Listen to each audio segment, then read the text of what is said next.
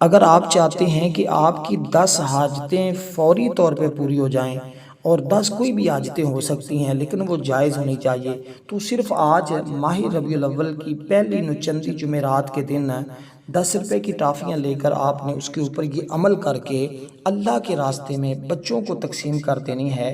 ہر 1 روپے کے بدلے تمہاری ایک حاجت پوری ہوگی، کیونکہ یہ ماہ ربیع الاول کی جو پہلی جمعرات ہوتی ہے نا، اس کو نچندی جمعرات کہا جاتا ہے۔ اس کی بڑی فضیلت حدیث مبارکہ میں آئی ہے، اس کی بڑی عظمت ہے، اس لیے اس دن کو اللہ تعالیٰ نے وہ مقام اور شرف عطا کیا ہے کہ اس میں مانگی ہوئی دعائیں اللہ کی بارگاہ میں رد نہیں ہوتی۔ جو بھی آپ کی جائز دعائیں ہیں، جو بھی آپ کی جائز حاجتیں ہیں، کہتے ہیں جو ساری زندگی نہیں مل سکا آپ کو وہ سب کچھ مل جائے گا، لیکن شرط کیا ہے؟ آپ صدق کے دل سے اللہ تعالیٰ کی بارگاہ سے مانگے۔ آج جمعرات کے دن اس طرح مانگے جیسے اللہ والوں نے مانگنے کا ہمیں طریقہ بتایا ہے، ہمیں طریقہ سمجھایا ہے، اس ترتیب کے ساتھ مانگیں گے تو اتنا ملے گا کہ کہتے ہیں گھر میں رکھنے کی جگہ کم پڑ جاتی ہے، کیونکہ جمعرات کے دن اعمال اللہ کے ہاں پیش کر دیے جاتے ہیں۔ رسول پاک صلی اللہ علیہ وسلم نے فرمایا سوموار یعنی پیر اور جمعرات کو بندوں کے اعمال اللہ کے سامنے پیش کیے جاتے ہیں، اور آپ صلی اللہ علیہ وسلم نے چاہا کہ آپ کا عمل اس وقت اللہ کے تعالیٰ کی بارگاہ میں جب پیش ہو تو حالت روزہ میں ہوں، اس لیے دونوں دنوں کا آقا علیہ الصلوۃ والسلام روزہ رکھا کرتے تھے۔ اس دن کا روزہ رکھنا ہمارے لیے بھی باعث فضیلت ہے، باعث عظمت ہے۔ اگر کسی کو اللہ نے طاقت دی تو وہ ضرور ان دنوں کا روزہ رکھا کرے۔ تو رسول پاک صلی اللہ علیہ وسلم نے فرمایا کہ یہ دن اتنی عظمتوں والا ہے کہ اس میں مانگی ہوئی دعائیں اللہ پاک رد نہیں فرماتا۔ جمعرات کا یہ دن آپ نے اس طرح گزارنا ہے کہ اس میں اور کوئی کام کر سکے نہ کر سکے، لیکن ماہ ربیع الاول کی پہلی نچندی جمعرات میں آپ نے صرف اور صرف 10 روپے کی ٹافیاں لے کر اللہ کے راستے میں بچوں کو تقسیم کر دینی ہے۔ آپ دکان پر جائیں، وہاں سے لیں اور ان کو اپنے سامنے رکھ لیں، باوضو ہو کر بیٹھ جائیں، بڑی عاجزی کے ساتھ، انکساری کے ساتھ، محبت کے ساتھ بیٹھ کر اس عمل کو پڑھنا شروع کر دیں۔ تو یہ اس کی ترتیب جو میں آپ کو عرض کر رہا ہوں، جب اس کے مطابق آپ یہ عمل کریں گے ہر حال میں انشاءاللہ آپ کو کامیابی ملے گی، بلکہ کامیابی ملے گی کیا، کامیابی تمہارے قدم چومیں گی۔ اب اسی ترتیب کے ساتھ آپ نے جب یہ اپنے سامنے ٹافیاں رکھ لی تو اس کے اوپر آپ نے صرف اور صرف 3 مرتبہ درود پاک پڑھنا ہے، جو ہم نماز کے اندر پڑھتے ہیں یہ درود پاک پڑھیں۔ یہ درود پاک یاد نہیں ہے تو کوئی دوسرا درود پاک بھی آپ پڑھ سکتے ہیں۔ جمعرات کی فضیلت کا اعتراف دل سے کرنا چاہیے، کیونکہ گناہوں سے بچ کر نیکیوں کی طرف بڑھنا چاہیے۔ اس دن کو باقی دنوں کی طرح غفلت میں، سستی میں نہیں گزارنا چاہیے۔ یہ رحمت اور مغفرت کا دن ہے، یہ وہ خوش نصیبوں کو میسر ہوتا ہے۔ اکثر دیکھیں لوگ اس دن کو غفلت میں گزار دیتے ہیں، دن تو ان کا بھی گزر جاتا ہے، لیکن اگر آپ جمعرات کے دن آج یہ مختصر سا عمل کر لیتے ہیں، یہ مختصر سا کام کر لیتے ہیں، تو آپ انشاءاللہ تعالی وہ ساری بہاریں حاصل کر لیں گے جس کی آپ آرزو کرتے ہیں، جس کی آپ تمنا کرتے ہیں۔ ہر چھوٹا عمل آج کے دن اللہ کے ہاں بڑا قیمتی عمل ہوتا ہے، وہ قبول ہو جاتا ہے۔ اس دن کو اپنے لیے انسان کو اللہ تعالیٰ کی طرف سے فضل اور اس کی رحمت سمجھنا چاہیے۔ اس لیے جمعرات کو دلوں کو اللہ تعالیٰ نرم کر دیتا ہے، اور یہ دن دوسروں کو معاف کرنے کا دن ہے، کینہ حسد کو ختم کرنے کا دن ہے، صبر اور شکر اختیار کرنے کا دن ہے۔ جمعرات کو علم دین سیکھنا بھی افضل ہے، نیک لوگوں کی صحبت اختیار کرنا بھی افضل ہے۔ فرشتے دعائیں کرنے والوں پر سایہ کر دیتے ہیں۔ ہر چھوٹا بڑا عمل اللہ تعالیٰ کو بڑا پیارا لگتا ہے۔ یتیموں کی خدمت کرنا، مساکین کو کھانا کھلانا، اللہ تعالیٰ کی حضور دعا کرنا اور اپنے والدین کے ساتھ حسن سلوک کرنا، یہ ساری چیزیں آج کے دن باقی اعمال پر فوقیت رکھ جاتی ہیں۔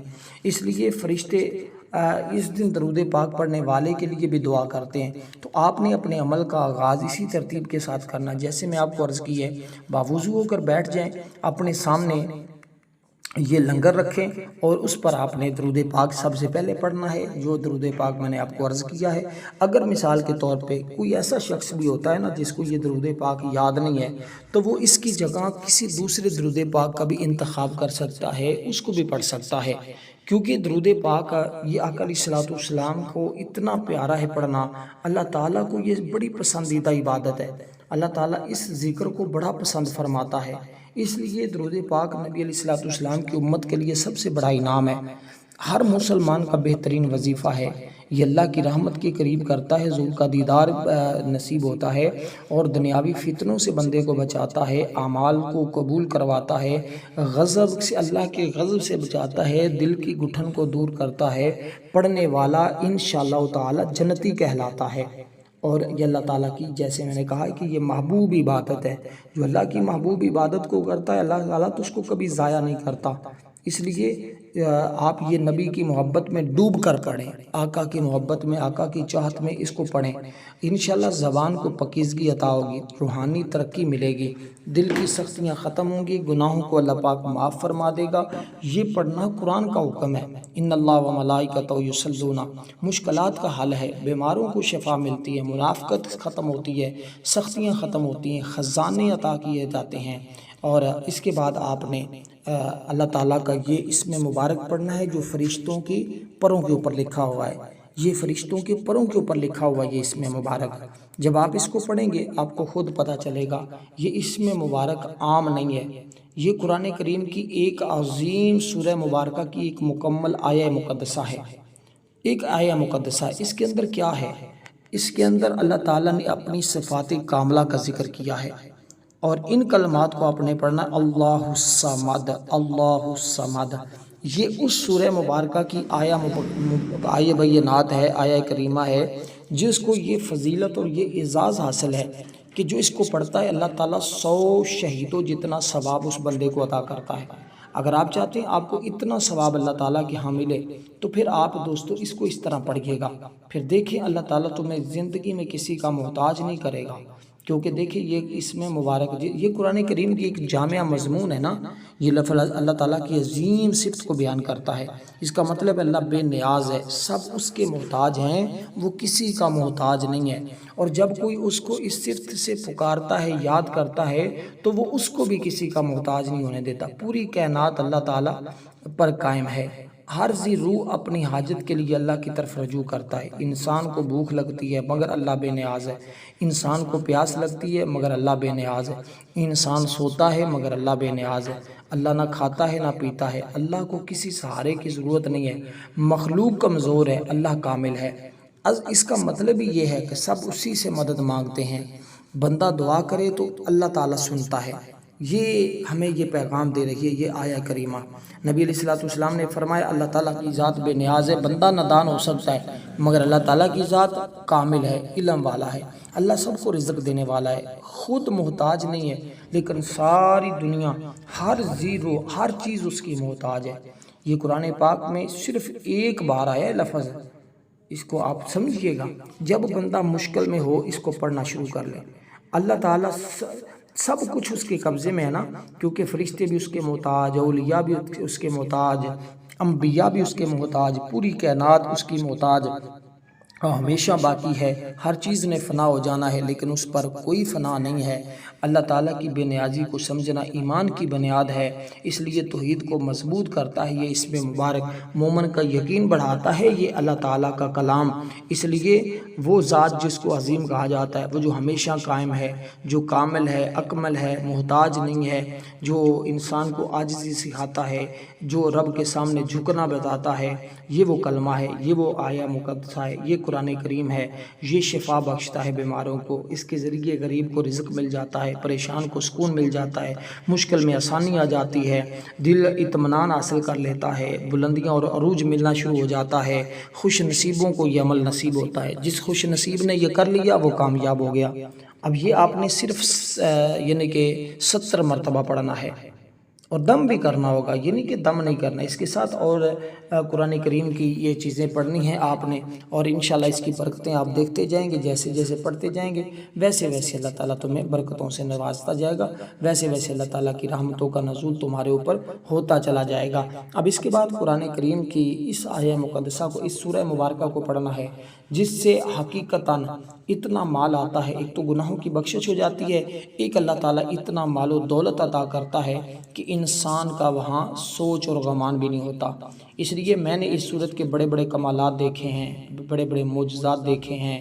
دیکھیں قرآن پاک معجزہ ہے، اس میں کوئی شک نہیں ہے کہ قرآن پاک کو جس نیت کے ساتھ حاجت کے لیے پڑھا جاتا ہے اللہ تعالیٰ اس میں مدد فرماتا ہے۔ قرآن کریم اللہ تعالیٰ کا یہ عظیم کلام ہے، ہر صورت میں ہدایت اور نور ہے۔